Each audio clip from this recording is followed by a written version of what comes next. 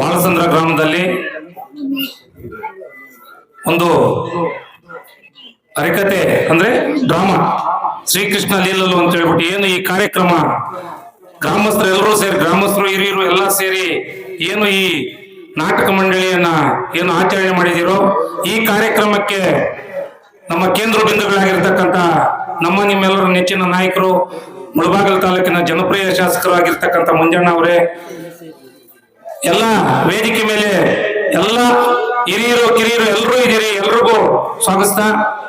ಇವತ್ತು ಏನು ನಮ್ಮ ಮುರಳಿ ಅಣ್ಣ ಹೇಳ್ದಂಗೆ ನಮ್ಮ ಬಾಳಸಂದ್ರ ಗ್ರಾಮದಲ್ಲಿ ಈ ಒಗ್ಗಟ್ಟು ನಮ್ಮ 360 ಹಳ್ಳಿಯಲ್ಲಿ ಕೂಡ ಇರಬೇಕು.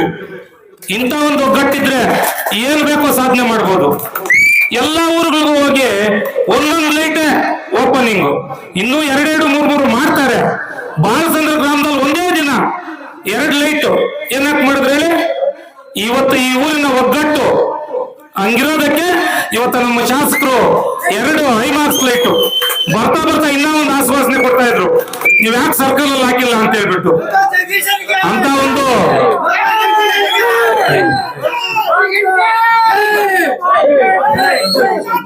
ಇವತ್ತು ಅದೇ ನಮ್ಮ ಮಂಜಣ್ಣ ಅವರು ಸುಮಾರು 8 ವರ್ಷಗಳಿಂದ ನಮ್ಮ ಮಹಿಳೆಯರಿಗೆ ಓಂ ಶಕ್ತಿ ಬಸ್ಗಳಾಗ್ಬೋದು, ದೇವಸ್ಥಾನಕ್ಕಾಗ್ಬೋದು, ನಮ್ಮ ತಿಮ್ಮರಾಯಣ್ಣ ಅವಾಗ ಹೇಳ್ತಾ ಇದ್ರು, ಇಂಥ ಒಬ್ಬ ಶಾಸಕರು ಸಿಕ್ಕಿರೋದು ನಮ್ಮ ಮುಳಬಾಗಿಲು ತಾಲೂಕಿನ ಪುಣ್ಯ ಅಂತ ಹೇಳ್ಬಿಟ್ಟು.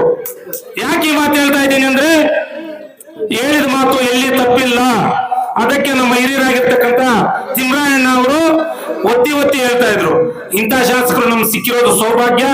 ಮುಂದಿನ ದಿನಗಳಲ್ಲಿ ಇನ್ನು 2 ವರ್ಷ ಈ ಚುನಾವಣೆ, ಈ 2 ವರ್ಷದಲ್ಲಿ ಕೂಡ ಏನ್ ಬೇಕೋ ಅವರು ಗ್ರಾಂಟ್ಸ್ ತಂದು ರಸ್ತೆ ಆಗ್ಬೋದು. ಇವಾಗ ಪೂಜಾರಳ್ಳಿ ಅವರು ನಮ್ ಫಿಲ್ಟರ್ ಇಲ್ಲ ಅಂತ ಹೇಳ್ತಾ ಇದ್ರು, ಸಾಹೇಬ್ರಿಗೆ ಹೇಳಿದೀವಿ, ಈಗ ಹೇಳ್ತಾರ ಅದು ಫಿಲ್ಟರ್ ಕೂಡ ಮಾಡ್ಕೊಡ್ತಾರ ಅವರು. ಅದೇ ರೀತಿ 2 ವರ್ಷನು ಅವ್ರ ಕೈಲಾದಷ್ಟು ಸರ್ಕಾರ ನಮ್ದಿಲ್ಲ ಅಂದ್ರೂ ಕೂಡ ಏನ್ ಬೇಕೋ ಮಾಡ್ತಾ ಇದ್ದಾರೆ. ಇನ್ನ 2028ಗೆ ಏನು ಇವತ್ತು ಚುನಾವಣೆ ಬರ್ತದೋ ನಮ್ಮೆಲ್ಲರ ಆಶೀರ್ವಾದ, ನಮ್ಮ ಮುಳಬಾಗಿಲು ತಾಲೂಕಿನ ಜನರ ಆಶೀರ್ವಾದ ಸಮೃದ್ಧಿ ಮಂಜಣ್ಣ ಮೇಲೆ ಇರಬೇಕು ಅಂತ ಹೇಳ್ಬಿಟ್ಟು ಈ ಸಂದರ್ಭದಲ್ಲಿ ತಮ್ಮನ್ನೆಲ್ಲ ಕುರಿತು ಮಾತಾಡಕ್ಕೆ ಅವಕಾಶ ಮಾಡಿಕೊಟ್ಟು ತಮ್ಮೆಲ್ಲರಿಗೂ ಹೊಂದಿಸ್ತಾ ನನ್ನ ಮಾತನ್ನು ಮುಗಿಸ್ತಾ ಇದ್ದೀನಿ. ಜೈ ಹಿಂದ್, ಜೈ ಕರ್ನಾಟಕ.